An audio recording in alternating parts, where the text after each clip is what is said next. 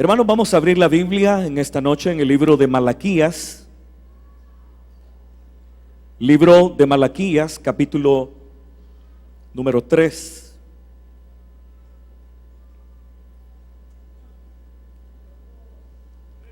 Malaquías, capítulo número 3, versículos del 13 al 18.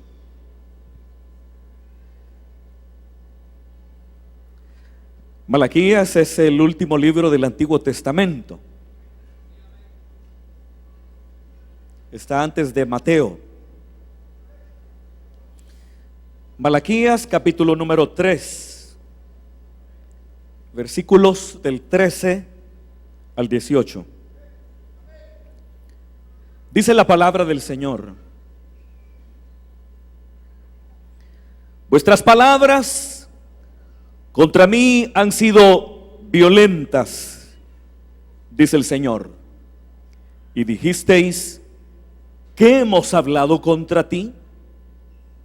Habéis dicho: por demás es servir a Dios.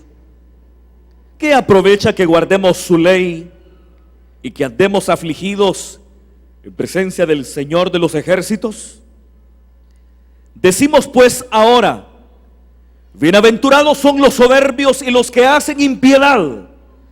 No solo son prosperados, sino que tentaron a Dios y escaparon.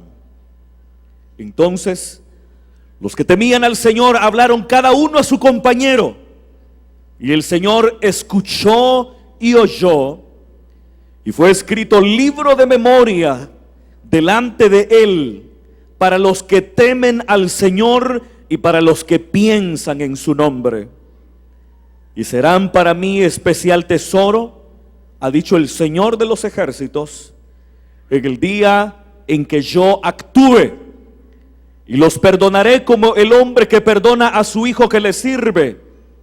Entonces os volveréis y discerniréis la diferencia entre el justo y el malo, entre el que sirve a Dios y el que no le sirve. Hasta ahí vamos a dejar la lectura, hermanos, pueden sentarse.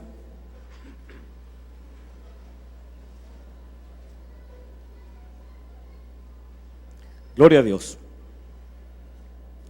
Hermanos, en esta noche quiero que, partiendo de esta porción de la palabra, reflexionemos bajo el título Razones equivocadas para servir a Dios. Razones erróneas o razones equivocadas para servir al Señor. Todos nosotros somos llamados a servir a Dios. ¿Cuántos dicen amén? Pero así como hay razones legítimas, así como hay razones correctas, así también hay razones que son ilegítimas y son incorrectas. La porción, hermanos, que he tomado en esta noche nos lleva a un momento de la historia del reino de Judá que algunos llaman el período de la restauración. Posiblemente usted habrá escuchado en alguna oportunidad esa frase, haciendo referencia a una etapa de la historia de Israel. Y esa etapa es una etapa que inició cuando los hijos de Israel, que estaban en la cautividad en Babilonia, regresaron una vez más a su tierra. Recordemos, hermanos, que la historia bíblica nos enseña que el reino de Israel se dividió en dos durante la época de Roboam, el hijo de Salomón y nieto del rey David. Fueron 120 años en los que el reino de Israel estuvo como un reino unido, sus 12 tribus cohesionadas entre sí, pero como ya lo dije, fue durante el reinado de Roboam cuando esa cohesión y esa unión de esas 12 tribus que había durado 120 años desapareció, para dar lugar a dos reinos, el reino de Judá y el reino de Israel. El reino de Israel compuesto por 10 tribus y el reino de Judá compuesto solamente por 2, la tribu de Benjamín y la tribu de Judá. Y fue el reino del sur el que se mantuvo siempre gobernado por reyes de la línea dinástica de David. No así los reyes del norte, que siguieron a varias líneas dinásticas, pero ninguna de ellas tenía relación con el rey David.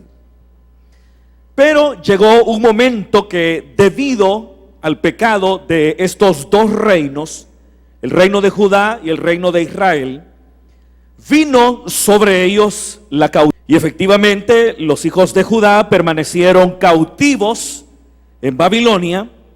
De hecho, Babilonia cayó y emergió el reino medo-persa, y fue durante la época del reino medo-persa cuando un rey llamado Ciro decreta que los judíos pueden regresar a su tierra. Y a partir de ese momento, varios judíos empiezan a retornar a la tierra de sus antepasados. Algunos de esos judíos que retornaron eran ancianos y que recordaban todavía aquellos días previos a la cautividad babilónica. Pero la gran mayoría de los que retornaron a la tierra de Israel eran personas, eran jóvenes, eran generaciones nuevas que habían nacido en Babilonia.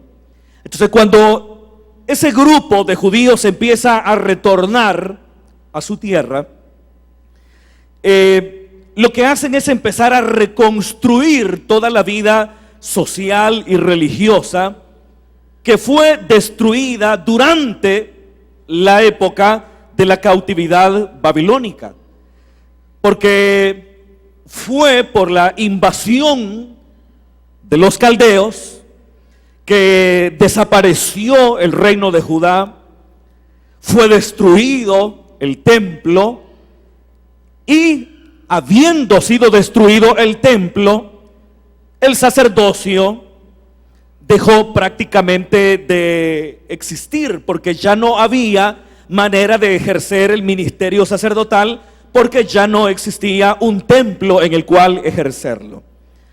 Entonces la invasión de Babilonia prácticamente hizo pedazos el tejido social y la organización religiosa del reino del sur. Entonces, cuando estos regresan décadas después, empiezan a tratar de reconstruir la vida de la nación, y los esfuerzos de esos primeros judíos que están regresando a la tierra de sus antepasados, sus primeros esfuerzos estuvieron enfocados en la restauración del templo.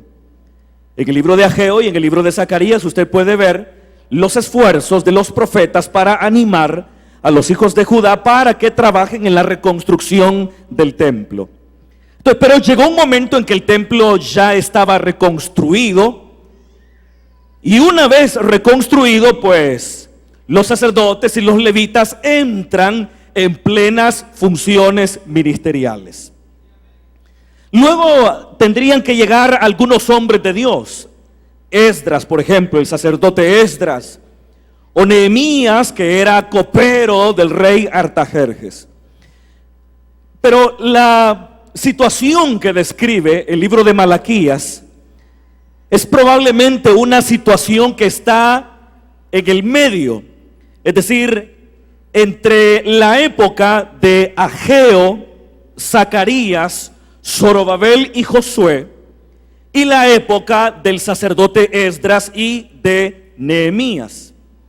Entonces es muy probable que la situación histórica que se pone de relieve en el libro de Malaquías sea justamente la de esa época, la época que está en medio de la intervención profética de Ageo y de Zacarías, y también la labor del sacerdote Esdras, como también de Nehemías.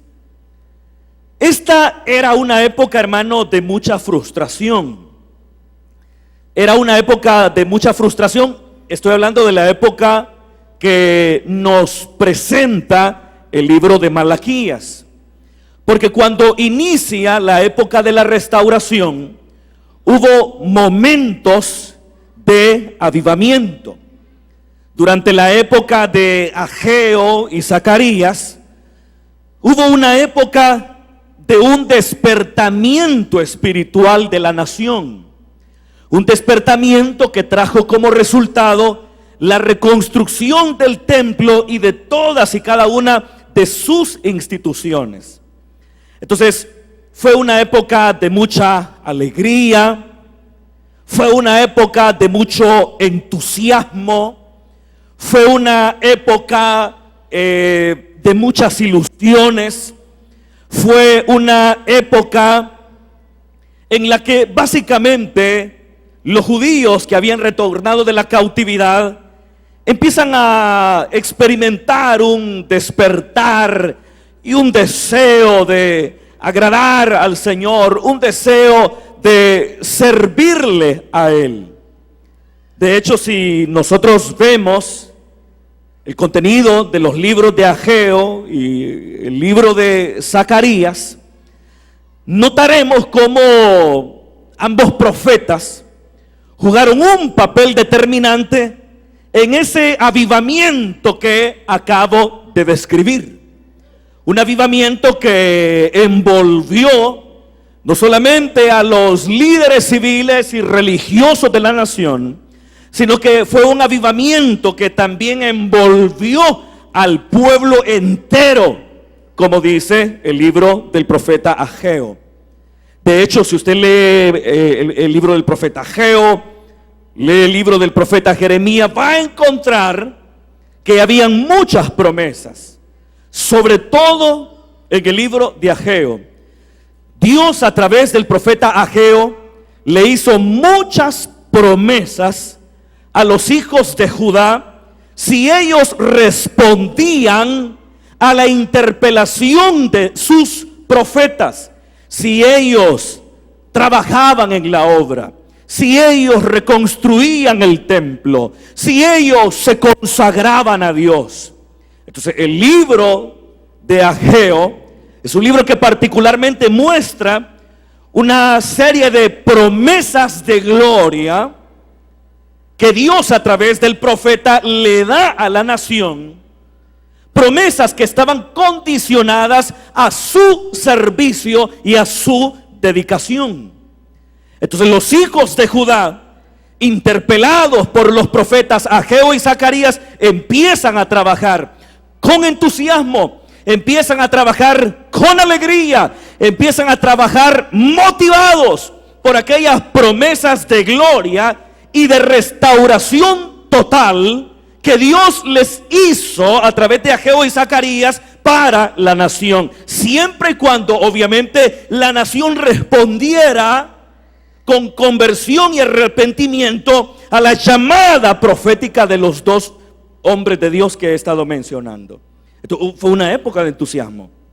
Ahora, el detalle está, hermano, que esa época dorada que prometió Ageo no llegó. Y aquellas amenazas del libro de Zacarías, si no se volvían a Dios, tampoco se estaban concretando, porque el libro de Zacarías es un libro amenazante, bastante amenazante. Usted puede leer el contenido del libro y es un libro amenazante. Entonces, por un lado, no se habían cumplido los oráculos proféticos de Ageo, que hablaban de un futuro dorado y esplendoroso para la nación, pero tampoco se habían cumplido los oráculos proféticos amenazantes de Zacarías, dirigidos hacia todos aquellos que no respondieran a la llamada de Dios. Entonces llegó un momento de mucha frustración. Llegó un momento de mucha decepción, porque no se cumplía lo que Dios le prometía a los fieles a través de Ageo, pero tampoco se cumplía lo que Dios había prometido hacer en contra de los infieles. Es ahí cuando los hijos de Judá empiezan a hacer un análisis de la situación que ellos están viviendo y se dan cuenta que aquellas personas que han vivido fieles al Señor no están viviendo ninguna de las promesas de un futuro dorado que había hecho Ageo. Y por otro lado, echan un vistazo a todos aquellos judíos que les importaba poco la palabra y se dieron cuenta que todos los oráculos amenazantes de Zacarías tampoco se habían concretado. Entonces llega un momento en que la frustración y la decepción de no ver cumplida la palabra, se le suma una lectura errónea de las circunstancias que los hijos de Judá estaban viviendo en ese momento. Mire, hermano, todos los ingredientes que se van sumando. Por un lado, las promesas de gloria no se han cumplido. Las amenazas en contra de los infieles tampoco se han cumplido. Por otro lado, la gente empieza a hacer una lectura y un análisis de lo que está ocurriendo en su entorno. Están analizando la vida del que es fiel, como también están analizando la vida del que es infiel. Y en ese análisis ellos cometen un error. Y es que analizan de forma errónea y equivocada la realidad que están viviendo. Porque ellos esperaban que los que eran fieles al Señor estuvieran siempre viviendo en momentos de prosperidad, estuvieran viviendo siempre en momentos de gloria, en tanto que los que eran infieles tenían que vivir en la miseria, en la desgracia y en la exclusión. Sin embargo, cuando ellos empiezan a hacer un análisis de la realidad, se dan cuenta que las cosas son al revés de como dijo Zacarías y como dijo Ageo, porque los impíos estaban prosperando y los píos estaban viviendo una situación deplorable y lamentable. Y fue justamente con ese análisis cuando las creencias de los judíos de esa época colapsan. Entonces ahora ellos ya no saben qué creer. Y en su confusión empiezan a hacer las afirmaciones en los versículos que hemos leído, y esas afirmaciones ponen de relieve que si bien es cierto estos judíos estaban sirviendo a Dios, no obstante lo estaban haciendo por las razones equivocadas. Porque dice el versículo número 14. Bueno, primero Dios les reprocha que han hablado violentamente en contra de él. Ellos no entienden a qué se está refiriendo Dios. Entonces Dios les dice, ustedes han dicho, y fíjense lo que dice el versículo número 14, 1, por demás es servir a Dios. Quiere decir, hermano, que esas personas estaban sirviendo a Dios. Luego dice que aprovecha que guardemos su ley. Quiere decir que esas personas que están hablando son personas que se esforzaban por obedecer la ley.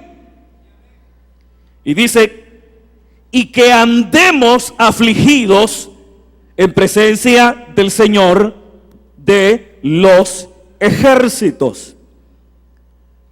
Es decir, eso de estar afligido hace referencia a esa actitud penitente que los judíos adoptaban cuando habían pecado, y podía ser una actitud de penitencia que se pondría en evidencia vistiendo ropas ásperas de silicio, ayunando y con tierra sobre su cabeza en señal de arrepentimiento, en señal de conversión.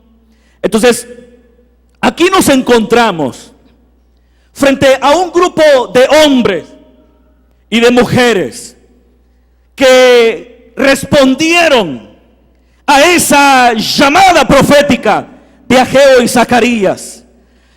Respondieron con entusiasmo por esas promesas gloriosas de un futuro dorado que Ageo hizo para los hijos de Judá, si tan solo estos se volvían a Dios con todo su corazón. Respondieron con entusiasmo ante esas promesas hechas por el profeta. Respondieron también con temor y con miedo ante los oráculos amenazantes de Zacarías.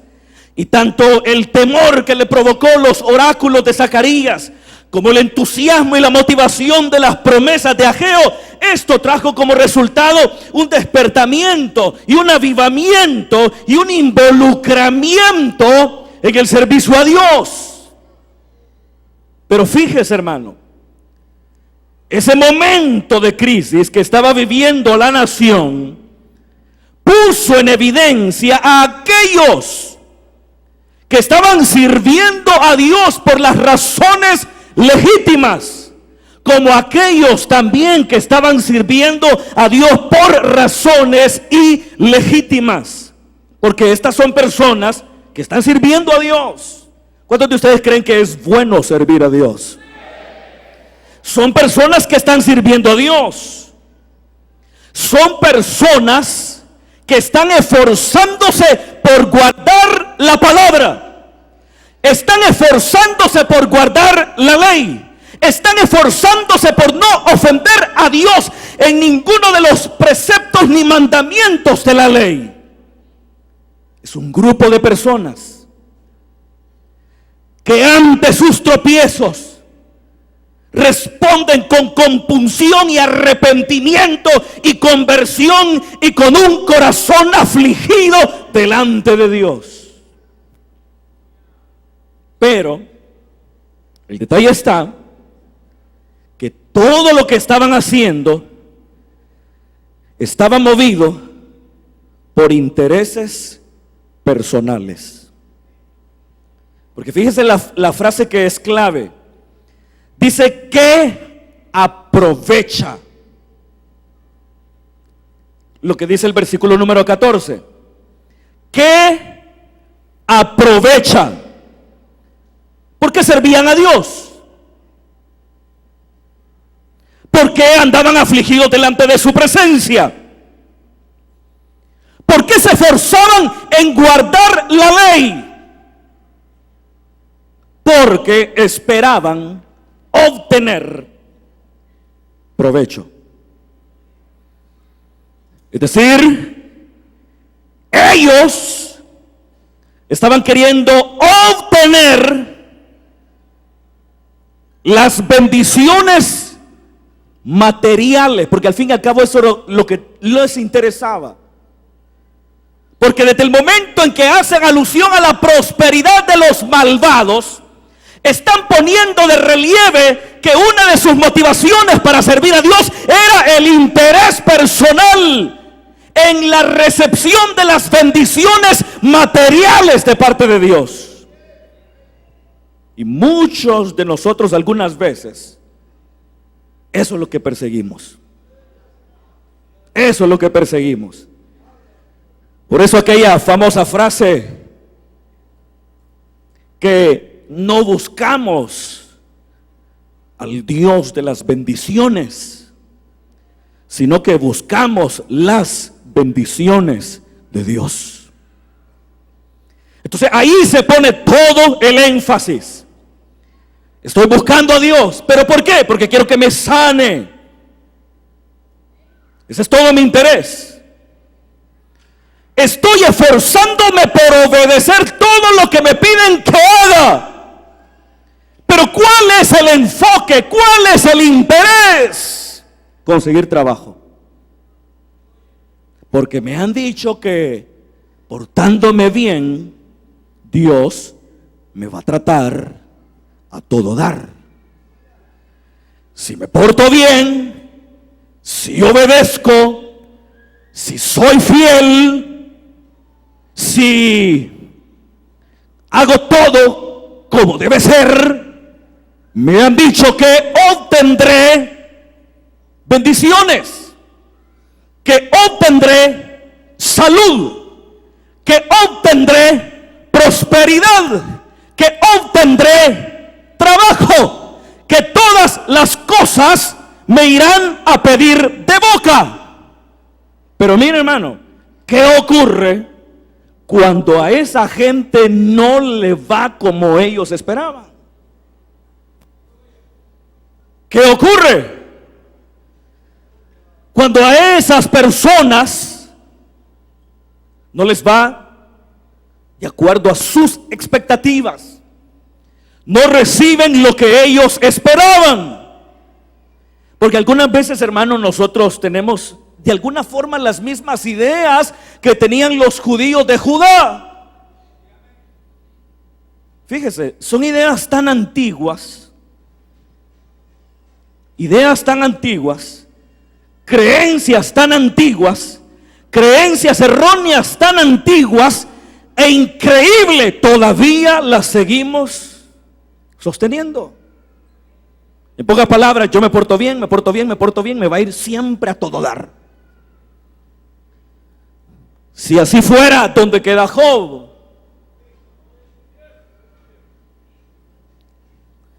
Y si me porto mal, el Señor me va a matar. De hecho, algunas veces hasta los predicadores decimos eso, ¿verdad, hermano? Si te apartas del Señor, te va a matar el Señor.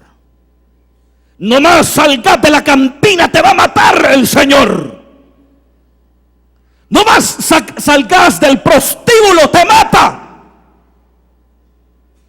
Pero mire, hermano, hizo con miedo todo aquello que le dijeron que si hacía, Dios lo mata.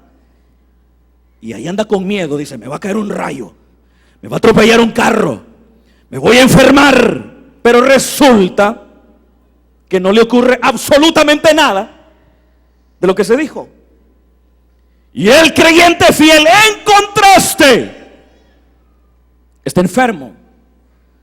Le han dado un diagnóstico que desmoronó su entusiasmo, porque le diagnosticaron una enfermedad terminal, o su familia está colapsando en alguna área sin que haya habido una colaboración directa de parte de él o de ella. Perdió el trabajo, y detrás de una viene la otra, y detrás de esa viene la otra. Pero como nosotros creemos que invariablemente la fidelidad a Dios traerá indefectiblemente prosperidad y bendición, es ahí cuando colapsamos, porque no es verdad, porque no es cierto. Y como estos judíos tenían esas creencias que todavía muchos de nosotros tenemos, ahora que ellos se han esforzado por guardar la palabra, que se han esforzado por guardar la ley, que se han esforzado por pedir perdón a Dios con una actitud de penitencia después de haber pecado, y que se han esforzado por servir de manera tesonera al Señor, ahora ellos se dan cuenta que no están viviendo absolutamente nada de lo que Ageo en su momento le profetizó a sus antepasados. Y dicen, ¿y cómo es esto? ¿Y cómo es esto? Y ven a los impíos. Y ven a los impíos pecando. Pecando. Y mira, hermano, pecando y prosperando. Pecando impunemente. Y uno dice, ¿y cómo es eso? Que no Ageo nos dijo que vendría un futuro dorado para los que sirviéramos a Dios, para los que viviéramos afligidos delante de Él. Que no le dijo a nuestros padres, el profeta Ageo, que vendría un futuro escatológico glorioso para nuestra nación si éramos fieles. Y he aquí que estamos siendo fieles y estamos viviendo todo lo contrario. Y analizan a los pecadores y decían, ¿cómo es posible que acaso no el profeta Zacarías con tono amenazante desafió e interpeló a la obediencia a nuestros antepasados? Y de no ser obedientes serían castigados y no quedarían impunes. Pero he aquí, esta gente es impía, no teme a Dios, y lo que es peor, prosperan y se burlaron de Dios. Así lo entendían ellos. Porque aquí dice, pecaron y escaparon. Escaparon. Pecaron de forma impune. Y es ahí, hermano, cuando ellos deciden no continuar. Deciden no continuar. Uno, porque lo que ellos buscaban era provecho personal. Cuando usted busque a Dios, no busque provecho personal en nada. Sea fiel a Dios. Sea obediente. De manera incondicional. Dios no le ha prometido hacerle rico. Dios no ha prometido pagarle sus deudas. Dios no le ha prometido que a todos siempre nos sanará. Tenemos que tener fe, tenemos que confiar en Dios. Pero tampoco ha prometido que a todos nos sanará. Entonces, ¿cuál debe ser el verdadero motivo? El amor de Dios. El amor a Dios. Porque cuando usted ama a Dios y empieza a notar que los impíos prosperan y pecan impunemente, eso no le afecta. Y cuando usted se ha mantenido fiel al Señor, sirviéndole, esforzándose por vivir una vida de integridad, esforzándose por no ofender a Dios en nada, y se da cuenta que las cosas no le están yendo como usted esperaba, si usted sirve a Dios por amor, eso no le afectará. El problema es cuando todo su móvil son las bendiciones de Dios. ¿A cuánto les gustan las bendiciones de Dios? Y Dios ha prometido bendecirnos, hermanos. ¿Cuántos dicen amén? Dios ha prometido bendecirnos, prosperarnos, sanarnos, fortalecernos, ayudarnos. Pero Él tiene un trato específico con cada uno de nosotros.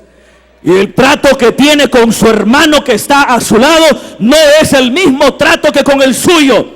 El tiempo de Dios para usted no es el mismo tiempo de Dios que para su hermana que está al lado suyo. Pero como esta gente dice, entonces ¿de qué aprovechan? Entonces, ¿qué era lo que andaban buscando entonces? ¿Qué era lo que andaban buscando? Con su servicio, con su dedicación, con su obediencia, con su actitud de contrición. ¿Qué era lo que ellos andaban buscando? Lo que andaban buscando era un provecho. Lo que estaban esperando era que todas esas promesas de un futuro dorado escatológico que Dios había prometido para la nación se concretara en ellos. Pero eso era todo. Y cuando las cosas no salieron como esperaban, se puso de relieve que sus motivos eran los equivocados. Estaban movidos por el interés de obtener un provecho personal y movidos también por un miedo no bien fundado. Porque esta gente era fiel, uno, porque quería granjearse las bendiciones materiales de Dios. Y dos, era fiel porque le tenía miedo al castigo. ¿Me escucha, hermano? Voy a repetir una vez más. Ellos eran fieles, uno, porque querían obtener el provecho de las bendiciones materiales prometidas por el profeta. Y dos, eran fieles porque le tenían miedo a las amenazas también del profeta. Entonces ellos decían, cuidadito, no pequemos, porque si pecamos no prosperamos. No pequemos, porque si pecamos nos castigan. Y usted sabe, hermano, que eso de la teología del miedo es muy popular en los púlpitos nuestros. Amenazar a la gente. Amenazar. Aún con doctrinas bíblicas, pero con un enfoque desmedido. Amenazar con el anticristo, con la gran tribulación, con el infierno. Y se va creando toda una teología del miedo. Entonces, llegó un momento en que la gente camina derechito, pero por miedo. Pero cuando las amenazas no se concretan, ¿qué pasa? La gente dice, oh, descubrí, todo es mentira, según ellos. Dios no me castigó. Pensé que lo haría. Pensé que me mataría, como me lo dijeron en repetidas oportunidades. Pensé que me iba a matar, pero no me mató. Mire, hermano, hay gente que desde que se apartó de Dios materialmente prosperó, hermano. ¿O no conoce gente usted así? Pero la pobreza o la prosperidad de una persona no debe ser el parámetro de nosotros para ser fiel a Dios. El parámetro para nosotros es la palabra. Lo que Dios nos pide. El amor que le debemos a nuestro amado Salvador. Pero es evidente que en la mentalidad de estos hombres estaba siempre presente el castigo. Y no digo que eso esté mal, porque también Dios amenaza, porque también Dios advierte.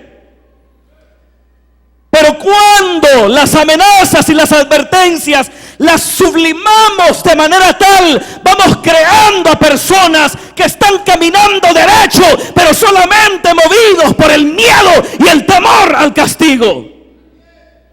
Y eso no sirve. ¿Cuántas hermanas que están aquí que son casadas quieren tener a sus esposos al lado de ustedes por miedo? Por miedo.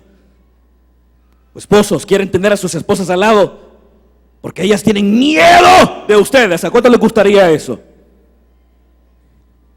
¿A alguien le gustaría eso? A nadie le gustaría eso. Todos queremos que sea movido por el amor y no por el miedo. Y de igual manera Dios quiere ser servido, no por miedo, sino por amor. Y ya lo dije, no digo que la Biblia no contenga amenazas. No digo que la Biblia no contenga advertencias en contra del que peca deliberadamente. Pero de eso a construir toda una teología del miedo, hay una gran diferencia. Y estas personas, movidas por el tono amenazante de los oráculos proféticos de Zacarías, se mantuvieron caminando recto. El lío es que cuando empiezan a ver que los malvados no son castigados,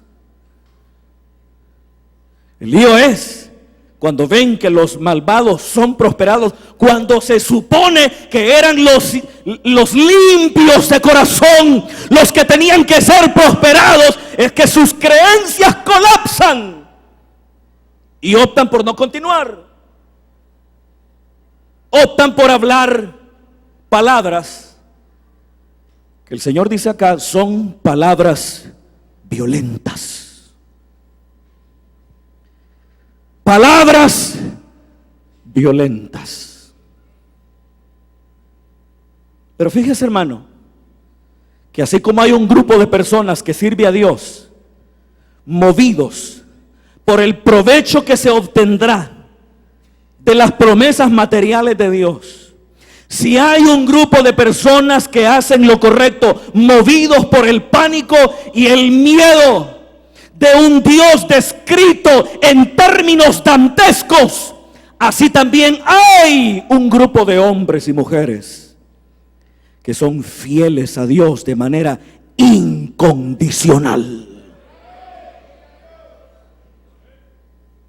Y son de los que habla el versículo número 16. Dice: entonces los que temían al Señor hablaron cada uno a su compañero. ¿Y sabe qué dice la Biblia? Y Dios escuchó y oyó, y se escribió un libro de memoria delante de él. Porque a Dios no se le olvida nada. Porque así como escucha nuestras torpezas, así también escucha aquellas palabras que surgen de un corazón que se ha resuelto ser fiel a Dios de manera incondicional. Dios lo oye. Y así como oyó a aquellos cuyas palabras fueron violentas, también oyó a aquellos que probablemente también, viviendo en ese mismo momento de confusión, optaron por seguir adelante y se unen entre ellos, se dan mutuo aliento en la confraternidad, se empiezan a animar unos a otros. Aunque los momentos son difíciles, sentían ellos, sabían que habían otros que estaban viviendo las mismas experiencias y que estaban también ejerciendo la misma fe que ellos. Y se fueron uniendo. Y se fueron uniendo. Y se fueron haciendo fuertes. Y aunque el contenido de sus palabras no nos es revelado, no obstante, la naturaleza del texto pone de relieve que sus palabras eran palabras de resolución, Eran palabras que evidenciaban que habían optado por mantenerse fieles a Dios, aun cuando ellos, siendo fieles, no prosperaran, y aun cuando los impíos prosperaran y no fueran castigados de manera inmediata. Es así como debemos servir a Dios. Que no le afecte que un malvado prosperó, que no le afecte. ¿Qué le pasa? Que hay gente pecando a diestra y siniestra y que no le pasa nada, y que a usted lo asaltaron y le pegaron un puñón y ni siquiera se opuso al asalto, no se echa para atrás. ¿Qué le pasa?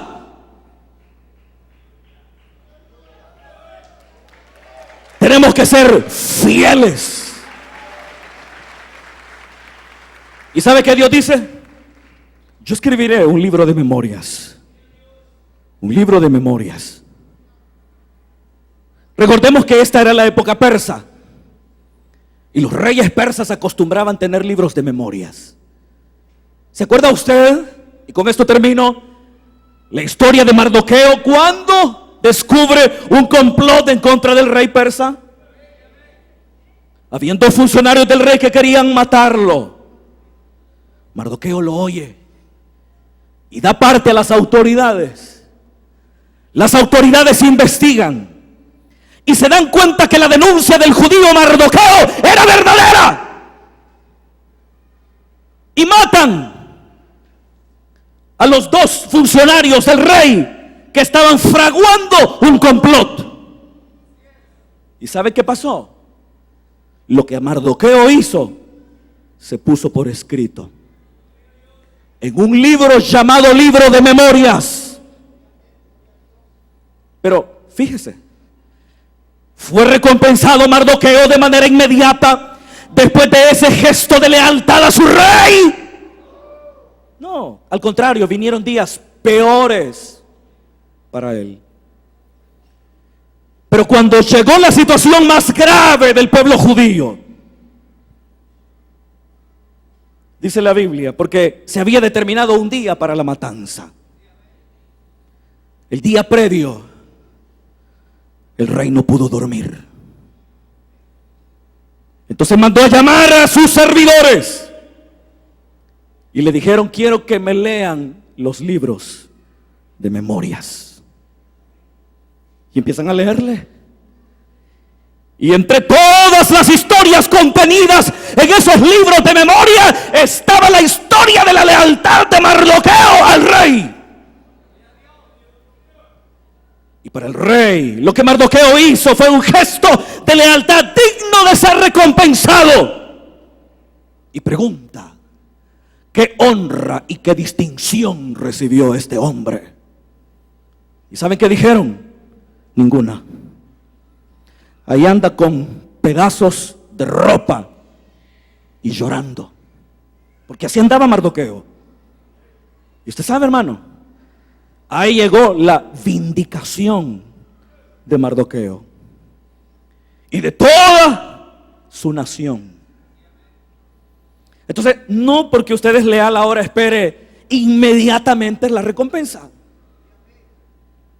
Dese por pagado con la satisfacción de ser obediente.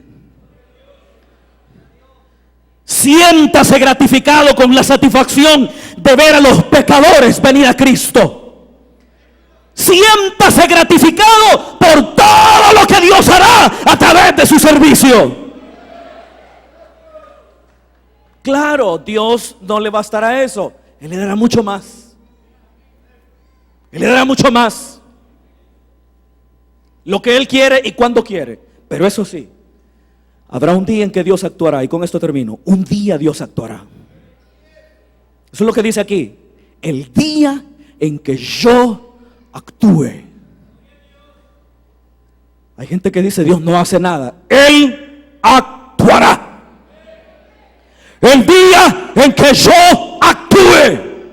Y el día en que yo actúe, ustedes notarán la diferencia entre el que sirve a Dios y el que no le sirve.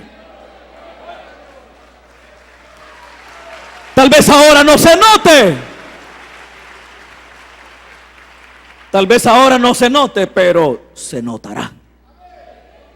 Así que, hermanos, seamos fieles a Dios. Contra viento y marea. Perdió el trabajo, fiel al Dios. Un diagnóstico médico que le rompió el corazón, fiel a Dios. No tiene todo lo que materialmente quiere, fiel a Dios. Que sus vecinos impíos y malvados están prosperando y están pecando de manera impune, que no le importe, siga fiel a Dios. Sea fiel. Sea fiel. Porque Él lo escribe todo. Y su memoria no olvidará ni nuestras palabras, ni nuestros gestos de lealtad. Así que fieles, adelante y sin desmayar. Dicen amén. Gloria al Señor. Vamos a orar en esta hora.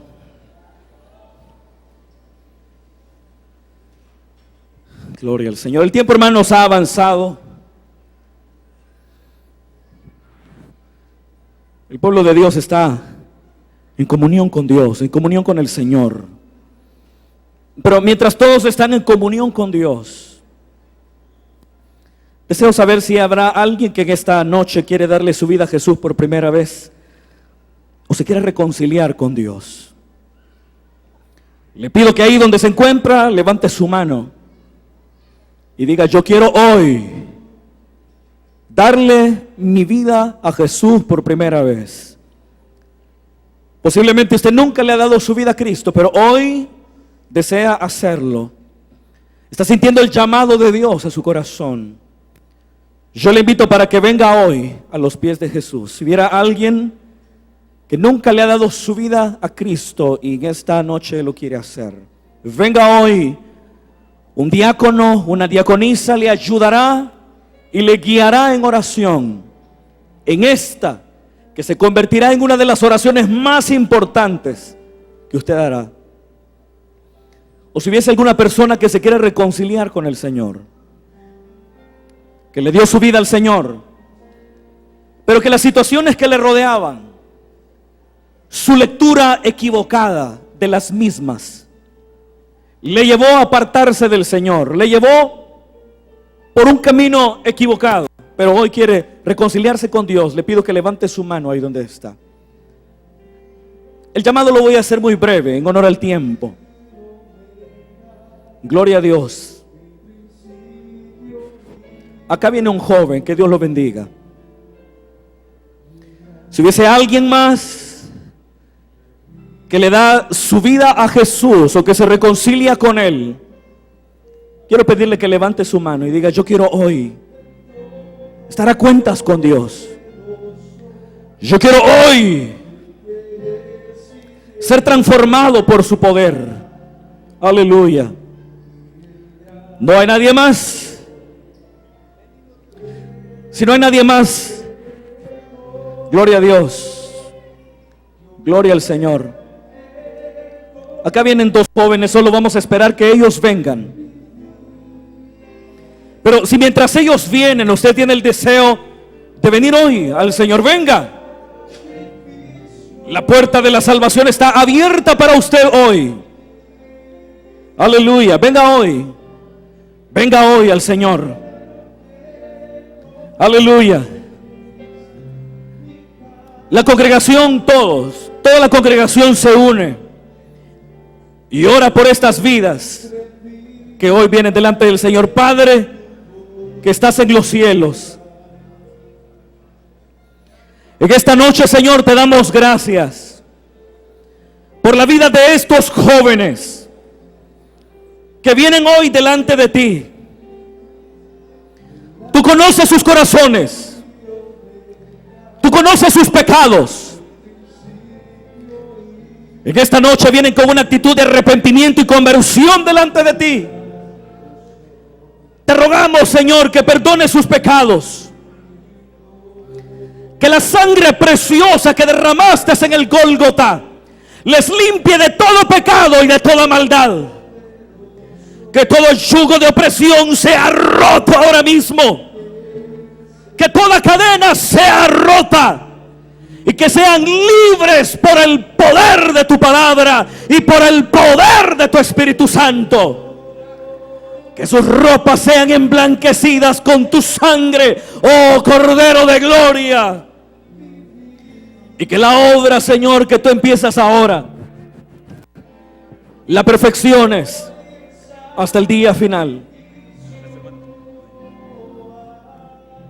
Te damos gracias, Señor. Gracias, aleluya. Levante sus manos y dé la bienvenida a los hermanos que hoy se han entregado al Señor.